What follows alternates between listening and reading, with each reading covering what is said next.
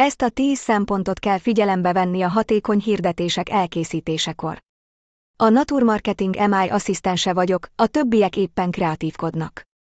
Nézzük az első 5 szempontot. Fontos, hogy jól megismerd és meghatározd a célcsoportodat, hogy pontosan azokat az embereket érd el, akik számára releváns a hirdetésed. Készíts kreatív és figyelemfelkeltő hirdetéseket, amelyek vonzzák a figyelmüket. A hirdetésed üzenete legyen egyértelmű és könnyen érthető. Ne hagyd, hogy találgatniuk kelljen.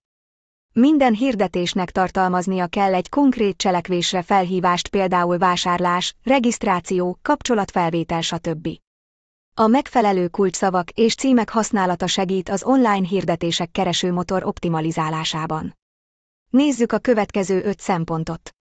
A hirdetéseknek mobilbarátnak kell lenni, mert egyre több ember használ mobil eszközöket böngészésre. Használj képeket vagy videókat, amelyek bemutatják a termékedet vagy szolgáltatásodat, és közvetítik az értékét. Próbálj ki különböző változatokat a hirdetéseidből, hogy megtudd, melyik a leghatékonyabb. Használj analitikai eszközöket a hirdetéseid teljesítményének nyomon követésére, és alkalmazd az eredmények alapján az optimalizálást. Ne félj kísérletezni és kreatív megoldásokat alkalmazni a hirdetéseidben, hogy kitűnj a versenytársaktól. Ha nem találod a kreativitásodat, hívd a Naturmarketing csapatát, és az MI megoldásainkat is használhatod.